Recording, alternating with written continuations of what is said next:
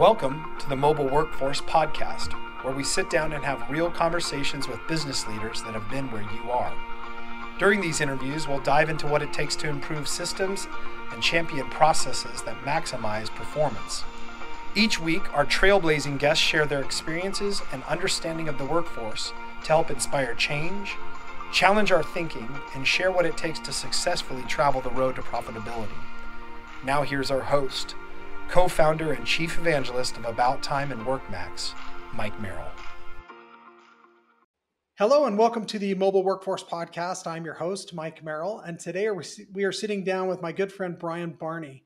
Brian is the host of the Eastmans Elevated podcast, also the Eastmans Flycast, as well as a journal staff writer for Eastman's Bowhunting Journal. And also, Brian owns his own construction company, so that we thought he'd be an interesting and a fabulous guest to have on and kind of talk about some of the things that he's involved in and also how he's been able to build success in his life and around his business, including maintaining a family and balancing all those things in life that can be a challenge for a lot of us entrepreneurs or executives, field managers, people that are in construction trying to balance busy schedules. So grateful to have you on the show today, Brian. Thanks for joining us. Man, thanks for having me on, Mike. Yeah, it's a bit different to come on and talk about entrepreneurship and talk about business, but I'm super excited for it. Yeah, I appreciate that. I know you're used to talking hunting and fishing and both things that I love also, but and then also you're used to being the host too. So maybe this will be a little bit fun for you to be a guest. Oh, it's so easy to be a guest. Yeah, all the pressure's on you for the good questions, and all I do is have to answer. But yeah, looking forward to it, man. Okay, awesome. Well, looking forward to the conversation today, and we'll just get started. So I guess a term that we hear, not just in construction, but in business a lot is, the term working smarter, not just harder. What does that mean to you in your life? Gosh, that's a great question. For us, working smarter, not harder. I pride myself on hard work. So we do work hard as well. And it just goes hand in hand that to build, these projects, it takes hundreds of thousands of man hours. So there's a lot of hard work that goes into it. I would say the smarter side is just, I gain experience throughout years of doing this, and I'm able to foresee issues that may arise or see shortcomings where things may fall short. And so I'm able to plan for that and plan around that. And also throughout the years, I've built a really good reputation and a good business that we stand behind our work. And so a big part of working smarter for me is knowing the value of myself and knowing the value of my company. It seemed like when I was starting out, I needed these jobs so bad that I'd almost cut my own throat to get them, to where, I'd barely make wages or barely break even, could barely pay the guys, to where now, I know my value as a business, and I know, my value as a contractor here in this valley, the Madison Valley, Ennis, Montana. So I know my value. And I charge accordingly for it and make sure that my business thrives and make sure that I thrive. And I definitely don't overcharge, but definitely know my value now. Yeah, that's great. That's something we can all learn from. And I think most people can relate to that. I mean, I definitely, my younger years as a contractor, I bought a lot of jobs, whether I meant to or not. I mean, I was basically paying money to go do work for other people. And you learn pretty quick that that's a losing game. That's not one you can keep up and make up in volume later, right? Well, you do, but you also have to reinvest yourself. You have to create this business and create this name. And too many people aren't patient enough in business and realize that it takes years to gain the reputation. Like, I've had my own business for 20 years, but to start my business, I was doing all the work that nobody else wanted to do, the re-roofs, the re-sidings, the tough remodels. Like, it wasn't custom home after custom home. So I think starting out as a business, you do have to offer a good price to people, and you do have to make your business attractive for people so you have a chance to build this reputation. And so, it's such a fine line between knowing your worth and charging correctly for it, but not overcharging for what the market is. Or you do need to get some of these jobs and keep working, and sometimes it is to keep the guys busy, or it is to reinvest in your business. So there's some of that goes on as well. Yeah, I love that you brought that up because that's actually an important point that we need to remember also. Like the long game is really what we're playing. This is a I know you're a runner like I am. This is a marathon, not a sprint, right? We got to play for the whole race, not just this lap, right? Man, that's it. And like construction, it's standing behind your work. And if I'm in the right, I'm gonna stand by my ground and let the client know like what is the right way to handle this and the steps I took. But if I made a mistake, it's owning up to it. And so much of this construction and building your business is like standing behind your work. And in a home, there's so much maintenance that goes on, and we're really responsible for these houses for the next 10 years if anything comes up. And there's always things that come up, but always standing behind my work, standing behind my guys' work. And if something isn't right, or if it's just a maintenance issue, like I'm over there and I'm fixing it on my buck because I believe, especially in the small town, but anywhere, all these businesses are built on reputation and word of mouth. And so it's so important in my little community. And so there's a lot of jobs where I've had to go back and I've had to work for free and I've had to correct things, for free that really it's reinvesting back in my business and making sure that my reputation stands the test of time. Yeah, that's a great point too. So tell me this: how important does technology become in your particular business? Obviously, you're a unique type of business. Every business is different into itself, but what role does technology play in you working smarter, not just harder?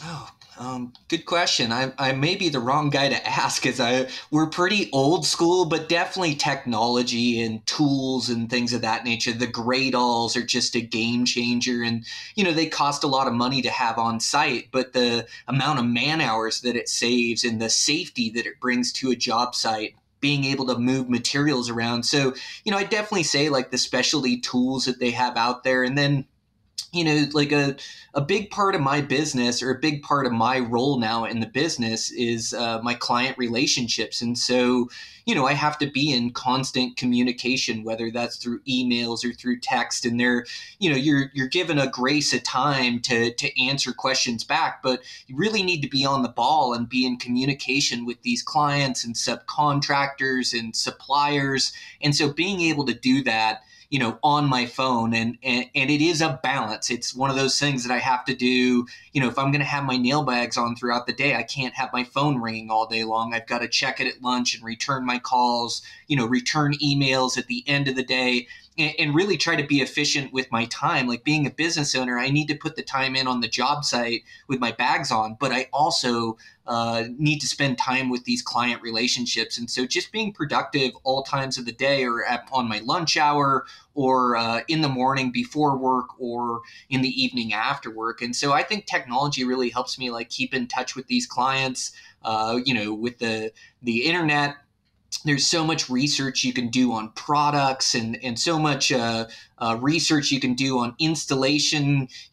Here in Ennis, Montana, we don't have huge labor forces. And so, for us, we do a lot of the work ourselves. And so, like I had a chance where I could have started another concrete countertop business, but we're just too busy with general construction that we only offer them to the clients that we build houses for. But I taught myself how to do it just by doing my own countertops and gaining that experience and reading and researching. And, so a lot of these things can be researched, and also like new products that come out. There's always new stuff hitting the market, and you want to have the best information for your clients out there. And like you are their knowledge base. And so like researching into different products and what's going to work best for a certain application is definitely advantageous.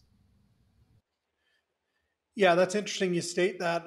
A couple things that come to mind. So obviously, you do self perform to a great degree on certain parts of the trades and on the homes that you're building. What is it that you use to decide? Hey, we're gonna do the foundation on this one, or we're gonna do the concrete, or maybe when you decide to sub things out, what is it that you use to make those types of decisions? And does it vary?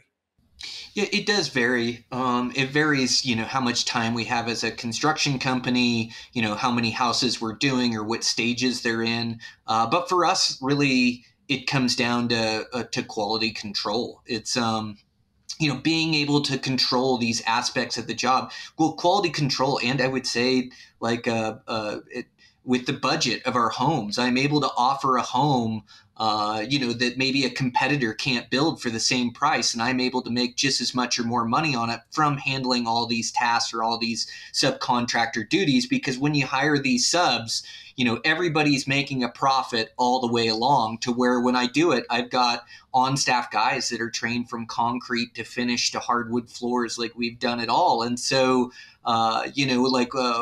with our guys, I can charge wages and then I can cut the price on these houses and do a house for $350 a square foot that another contractor would be $375. So it's part of the services I offer, but it's also quality control. It's, I don't pay drive time from guys from Bozeman 60 miles away to drive here and drive back. I try to keep a lot of my money local as I can, but ultimately I'm working for this client and looking out for their best interests. So like on the small stuff, if I can save money by going to Bozeman and grabbing that, I will. But for the most part, I try to keep local, and we just don't have a lot of options.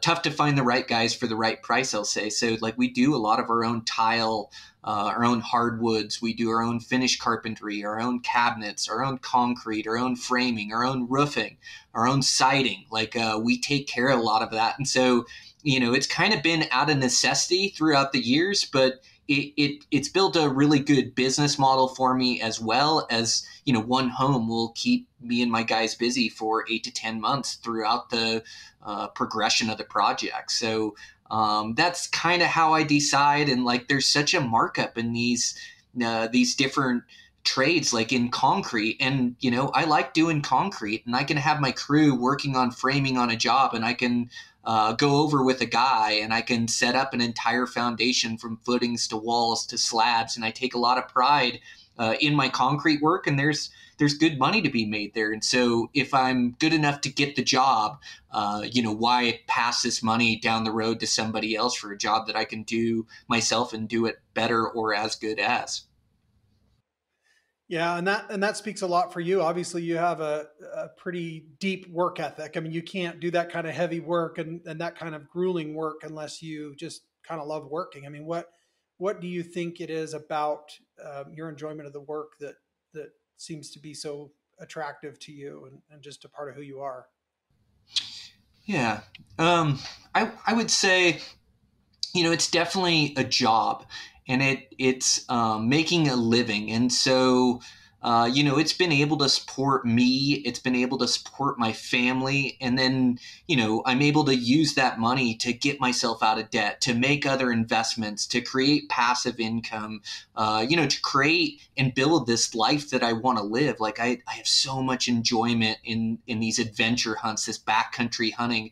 It's like a deep passion I have. But, one of my mottos I say is, how you do one thing is how you do everything. And so, like, if I'm going to be a contractor, it started out working for a guy and just being passionate about my work and about my job and trying to be the best carpenter on the crew, and not like in a competitive way versus everybody else, but just have that knowledge base for myself and really master the craft of carpentry and be as good as I can be. And so just paying attention and learning, and so much of life is like your attitude around things, like how you approach things. And so instead of being on the job site watching my watch, wondering how much time it's been or what hour I'm going to get off, I'm there seeing how much I can get done and what's the next step. And I'm trying to think through it, and I'm trying to build all these skills to eventually be able to have my own business. And then once I have my own business, it's keeping this good reputation, building this good name. And so I just wake up every day, every week, every month of what I need to get done. And,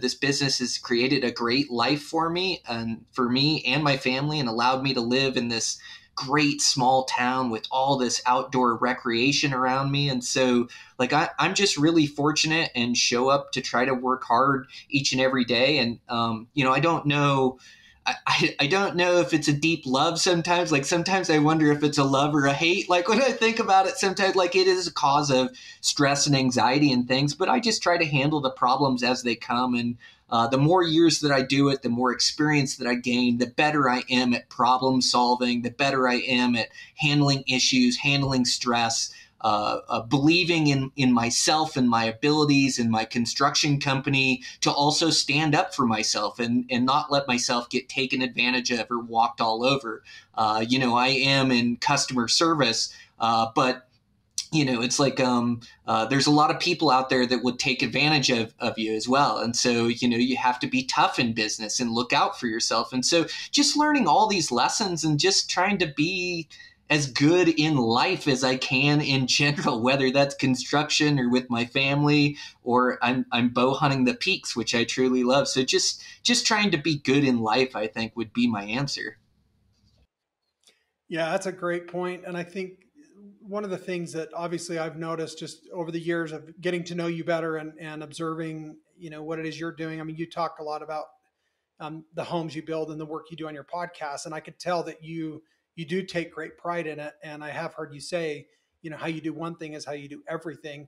I think one key point that I'd like to talk about a little bit is you mentioned, sometimes it maybe it doesn't feel like such a deep love for the construction side, but is it because your why is something else? Like you want to go chase mule deer up in the high peaks with your bow, and so for that reason, you're going to work twice as hard on this construction thing so you can go do the other thing that really is you're more passionate about. Is that an accurate statement, you think? Yeah, I definitely think there's some truth to that. Like, work hard, play hard. Yeah, it is. Like, I always have some hunt in front of me that I'm working hard to get work done, to get to that place. And so, yeah, I think there is a bit of that I do love life so much and love this passion of backcountry hunting or whether it's fly fishing. And so, it does create this life, and I think that's it. It's like, I've created the life that I want to live. I enjoy working hard. I take pride. Like, I mean, I'm just this little carpenter from Ennis, Montana that now runs $1 million business. Like, that is wild to me. I'm just a common man that worked hard, put his head down, built this reputation, built this business, and now can have this great life. And, not that I'm not that I'm making $1 million a year or anything like that, but the business is grossing more than that, which is amazing to me, that I've been able to create this out of just my work ethic and desire. And so, yeah, I take a lot of pride in that and pride in the reputation. So I definitely think it is that, like, I'm creating the life I want to live, and that's been through construction for me.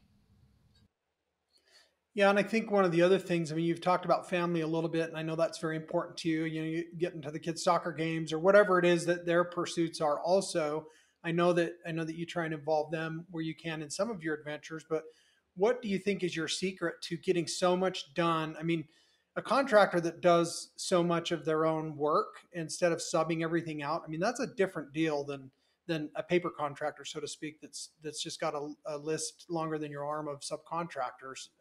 How do you balance it all, and what's your secret, if you have one you could share?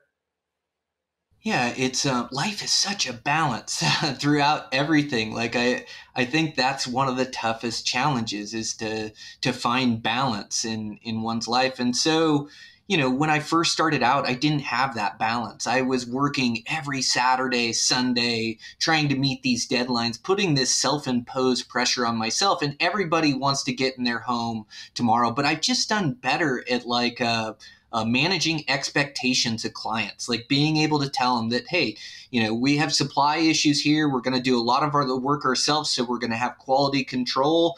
But we're going to have to be flexible with subcontractors' schedules. Like, all these guys are so busy right now that we may have to wait 2 weeks for them to get in. And so, just really managing these expectations up front and letting the client know how the job's going to go. And they're hiring me to be a leader because of my construction experience in the Valley. And so, because of that, I need to lead and I need to let them know like how this project's going to go, and that it is going to take 10 to 12 months from start to finish. I don't work Saturdays and Sundays anymore. And not that I don't, usually I'm working on my own stuff, or, there's definitely, if there's a Saturday there, I'm willing to chip in. But I've just made these hard rules where it's just like, once you start working one Saturday, you're working every Saturday. And once you start working Sundays, you're working every Sunday. Then that's what the expectations are. And so, I try to let them know that we're all here in this valley to enjoy the same thing, and we're going to work hard on your place, and we're going to be here 5 days a week, and it's going to be done in a timely manner,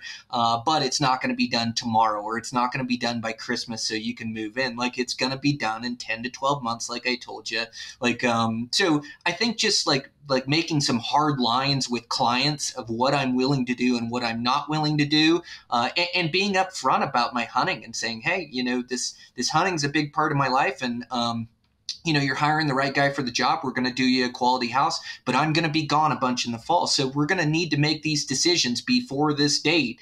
Then I'm going to be gone. I've got a project manager, whether that's my partner or one of my lead carpenters. He will be in charge. You'll have his phone number. If anything comes up, give him a call. I'll be back on this date and can handle things from there. So I'm just way more upfront and honest. And I realize like what I offer as a contractor is way more valuable than what's taken away from me being gone on a hunting trip, or me having to be gone for a basketball game or a soccer game or tournament or whatever it is. And so I've just got better at like really managing expectations and managing my business in my life, really, and not bending over backwards to some deadline from somebody that really doesn't know, when a house should be done in this valley. So I'd say that's like the biggest thing for getting balance of life for me in the construction field.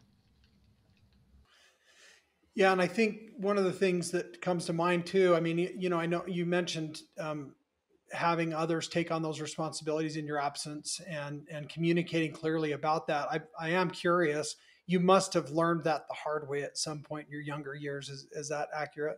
Oh, absolutely. Yeah.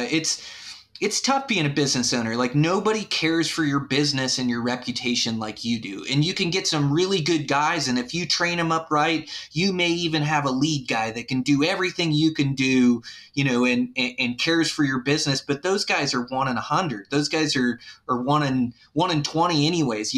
Those are like really good lead guys that have their own businesses. And I'm lucky where I have a business partner, and he has a vested interest like I do and cares about the business like I do. And he knows his role is to cover for me during hunting season. Like, that's his main role in the business, and I can trust him for anything. He's all in, always willing to work hard, always willing to get things done, take charge, run a job site, whatever it is. He's got a vested interest like I do. But you're right. Like, I feel like I built myself as one of the best carpenters on the job site. So I'd handle a lot of the toughest tasks, and I'd be a leader on the job site. But then when I'd leave, things would fall apart because I didn't mentor those guys in leadership. I didn't mentor those guys. And I want to lead by example and show them what I want and be willing to work hard and lead from the front. But I also need those guys to perform when I'm not there. And I found that giving guys responsibility and giving them lead to get things done is where they really progress and learn the fastest. And so, yes, I have had to take a back seat where I'm the guy that does, all the high work on the trusses, and I do, whatever the toughest task is, usually that's the one I'll take. And I had to really mentor my lead carpenter to take over for me when I couldn't be on the job site all the time, or I had to be on a job site and he had to be on a job site. I think a big part of a successful business for me is mentoring these guys. And I mentioned, like, they don't care for my business like I do at the beginning. These guys do care and do take pride in their work and want to do a good job. But there really is nobody that'll care for your business like you will. And so you can't just start a business and then set everybody else out on tasks and expect everything to come together. So I know that I have to lead, give these guys lead and give them responsibility to make decisions and know what I want. And even if they make a bad choice, at least they made a choice and moved forward. So it's really like mentoring these guys up, but just knowing that, I've got to come back and check on things. I've got to be on that job site. I've got to make sure that it gets done the way I want it to get done, while also giving lead to those guys. So I'm contradicting myself a bit, but it's just, again, like running a business is such a fine line between having your hands in too much and too much leadership and everything falls apart when you leave, or, the other way of not having your hands in any of it and having the project go to hell because you're not keeping an eye on things and you're not managing from the front. And so it's a real fine line for me and a real balance. And one of the things that really helps me is a partner that cares as much as I do. So that's what gives me a lot of my freedom to go on these trips and things. So. Yeah, that's a great takeaway. So having a partner or somebody else with a vested interest that maybe doesn't have those same passions and pursuits, because if he wants to go hunting during the same time you do, then you got a problem, right? Yeah, that would not make for a good partnership for me. But yeah, fortunately, if they like to rifle hunt when you like to bow hunt, works out pretty good. And two, it's just looking out for your employees, like really taking care of them. There's a lot of work out there and a lot of good construction jobs, and like creating a good work environment, like taking care of these guys. It's spreading the wealth when you're making money. Bonuses go a long ways. Good hourly rate for the guys that are working hard for you and earning it.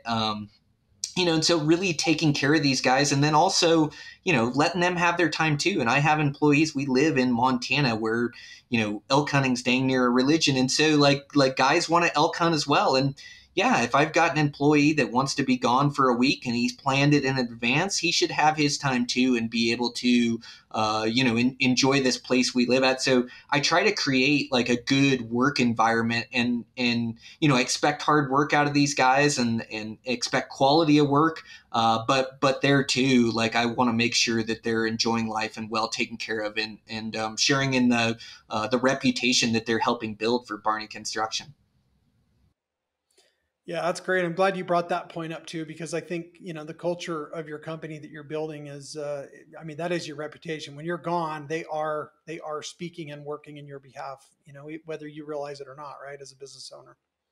Yeah, absolutely. Yeah. And not only when you're gone, when you're there, it's like multiple different jobs, and you have to have guys that represent you well and represent your quality of work. And so good attitudes, they have to be cohesive. And I've got like a bad apple in the group before where, it just brings everything down, around that crew, and I've had to get rid of them before. And so, yeah, it is finding the right guys. And then once you find them, it's taking good care of those guys and making sure that they're getting compensated. And, a lot of times I'd almost take that deal. Like, I love being a business owner. I love this company that I started, but, it comes with a lot of stress and dealing with clients. And sometimes like paying a good wage and showing up with just my nail bags on looks pretty good. And the bosses always say that once they're boss. And I didn't realize it when I was a worker. But now that I'm the owner of the company, I definitely see that, where like, man, just show up and work my 8 hours and work doesn't follow me home, or it isn't there in the morning, and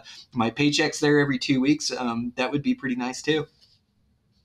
Yeah, not such a bad gig, right? Mm-hmm. Yeah. So one of the things too that comes to mind, and you and I have a common friend. He's up out of Bozeman, but Cody Rich with the Rich Outdoors podcast and Backcountry Fuel. He's been a guest a couple of times talking about entrepreneurship and basically, the way he explained what he does, he kind of gives like a line of credit to his employees. Like basically, you start somebody out like, okay, they can make $100 decision, and I'm fine with that if they go ahead and make that. And then after they've made enough of those, well, now they can make $1,000 decisions. And as he's continued to give authority and the opportunity for those employees to be empowered to make those decisions that aren't, they're not going to be a huge deal, like a major problem, but they still need to be made correctly. And so I think his way of describing giving that line of credit to his staff has helped him to put those layers in.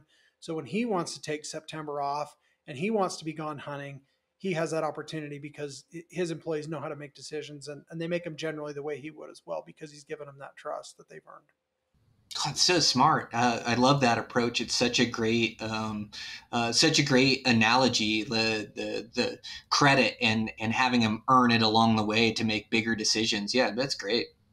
Yeah. So, and I think, that's the thing with any small business. I mean, I know in my experience, in my history, even in the software company and my construction company before, I mean, scaling is tough. That very first step where you really actually hire that person in your place to really, run that crew or run that project out there in the field.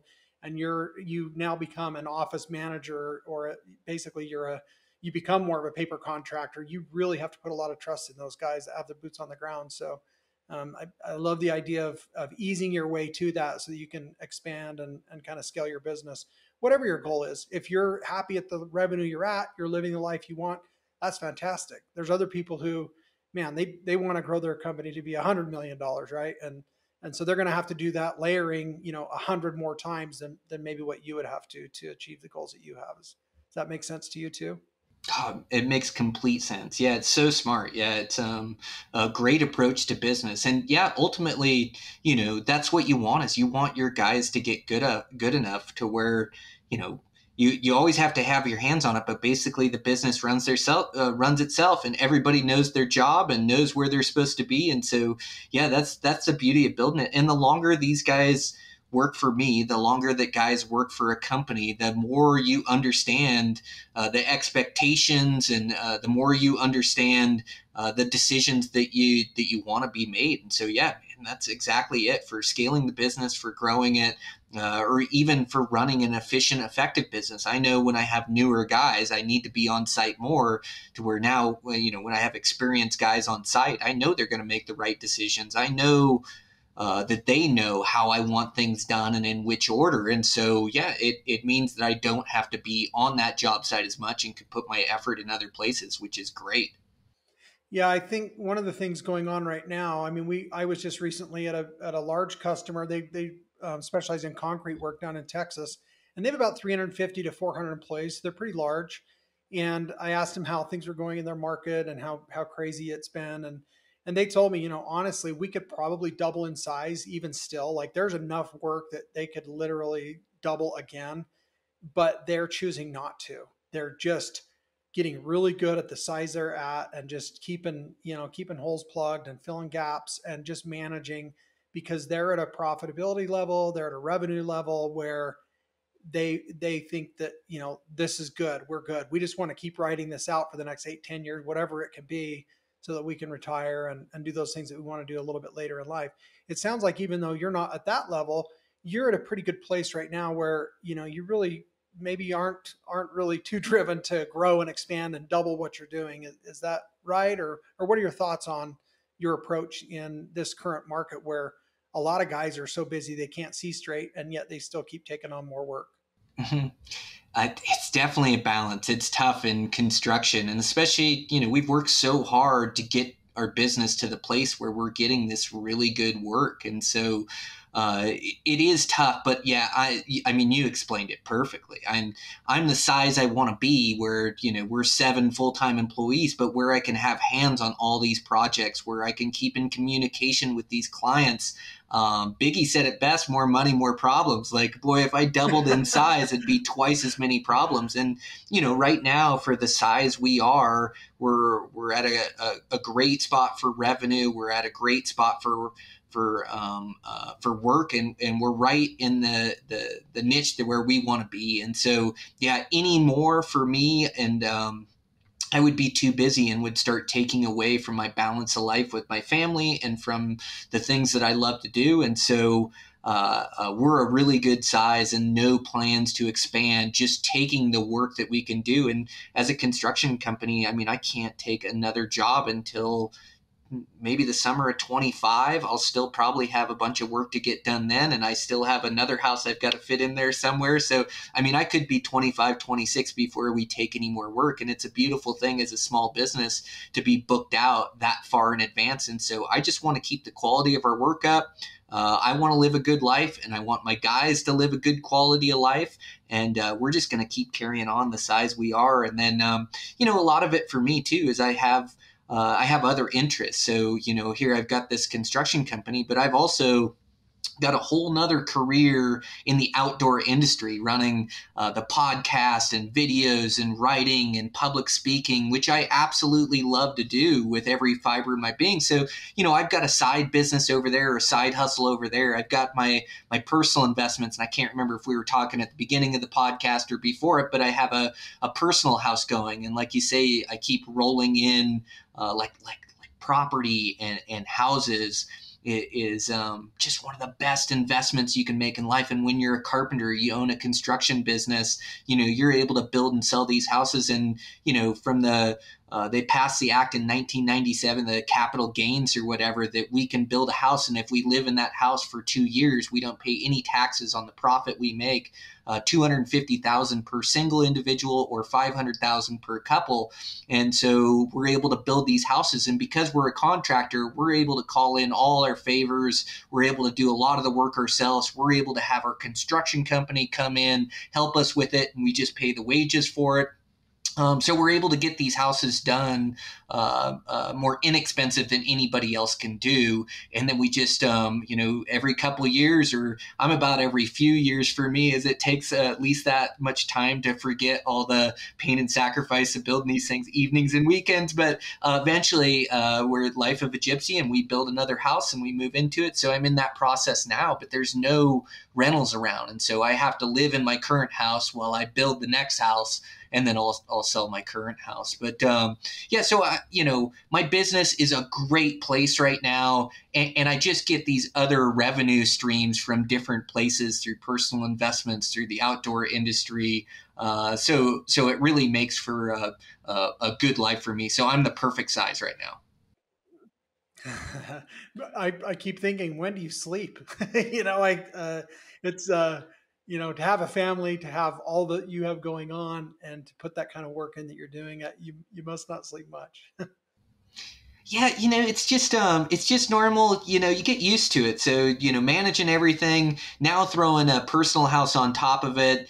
Yeah, I'm a bit out of sorts, or a bit busier than I normally am. But, I've been doing this for long enough where I can balance it. And for me, it's just being really efficient with my time. So it's waking up early and getting all my paperwork done, not procrastinating, making sure I'm in front of the materials, making sure I've got a plan for a week for the guys. And so do it long enough, and you build all these processes with my taking notes, with clients running these houses, decision sheets, that I've got it all down now, where I can just run through it, and I can run these jobs while juggling my personal house, while getting the podcast done and producing that. I work in the mornings early, or I'll work at night before everybody, after everybody goes to bed.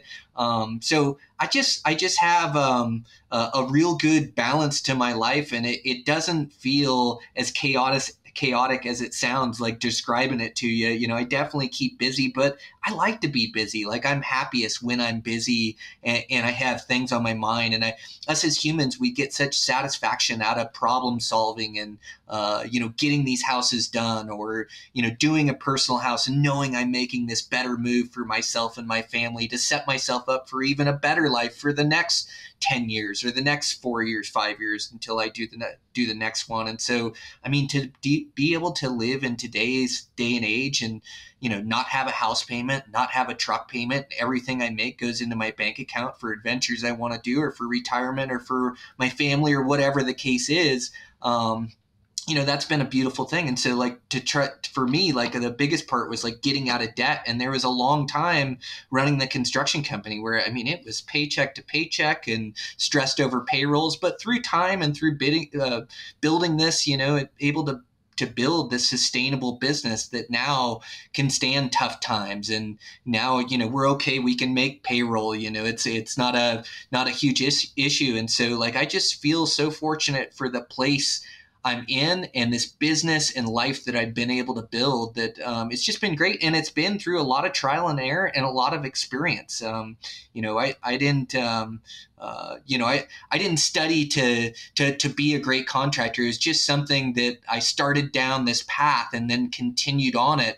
And the further I get down in life and the better I want to get at things and the more knowledge I want to obtain, like the better contractor I was able to be. So, life is really good for me, Mike. Like, it's just like I'm living the American dream. I live in where I want, enjoying what I want, and create a great living for me and my family. And so I couldn't be more fortunate.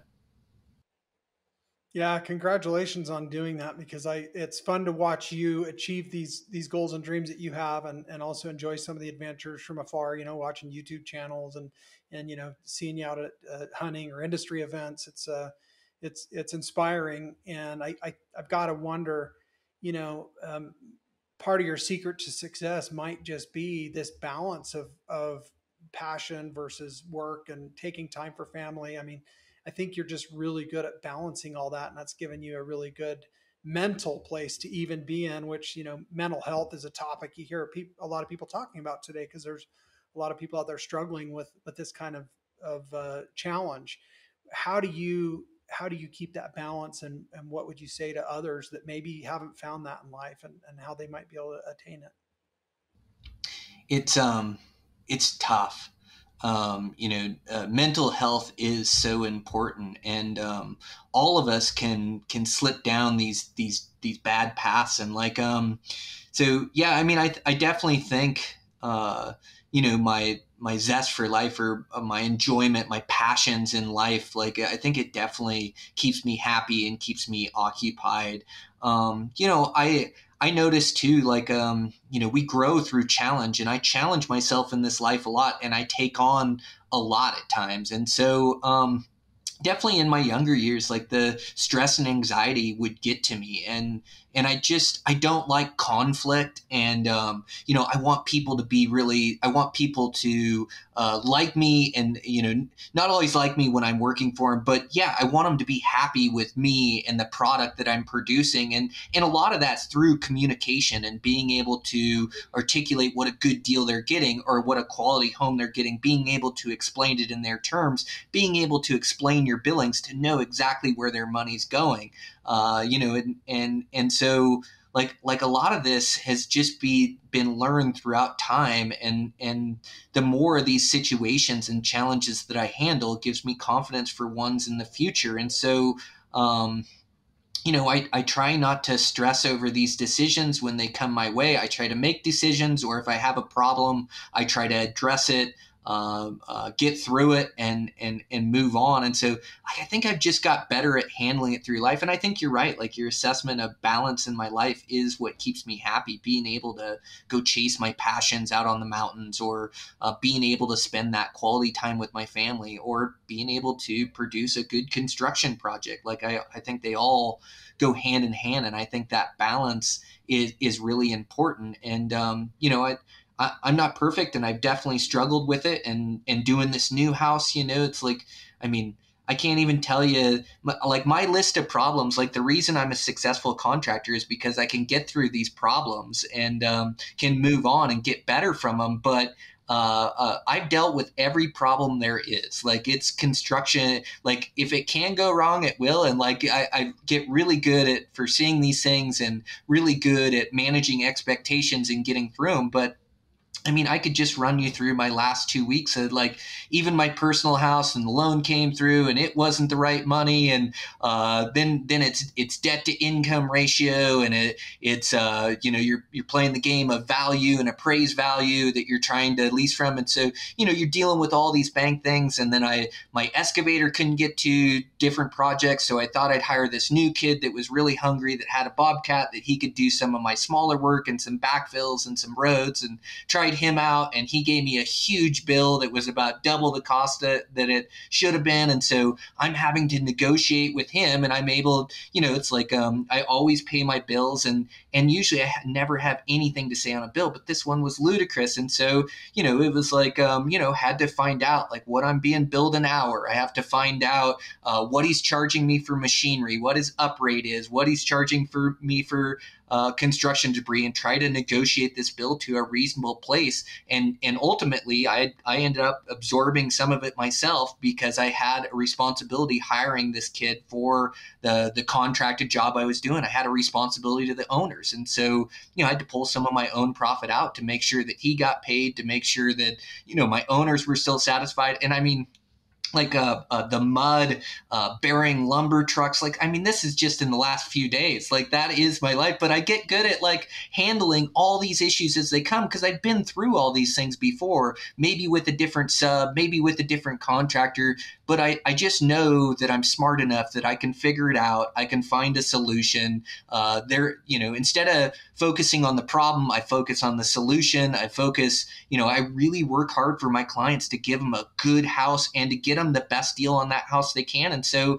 I have a responsibility to fight on their side of things for, some items that come up or some subcontractors or whatever it is. So I have to look at it through their lens. They hired me to be responsible for their job. So like, I think balance. And then, I think it's just getting good at like handling this stress and this pressure and being able to let it wash over your back and just know that everything will be okay. I've always figured everything out no matter what it is, and I'll continue to figure everything out as it comes. And so I just try not to take that home with me. I try not to be miserable in the stress. I try to deal with it and then move on with my life, if that makes any sense. Yeah, it does, and it's funny because I was planning to ask you, what it seems like you're just winning at life. Like you're winning. Like everything you're doing, you're pouring yourself into, you're putting your heart and soul into it, you're succeeding, and it just seems like you've figured some of these things out to where, you're just not going to do anything unless you do it well and you're all in. And my question was going to be, what does it take for you to be able to achieve those things? And maybe that was just what you answered in advance of my question.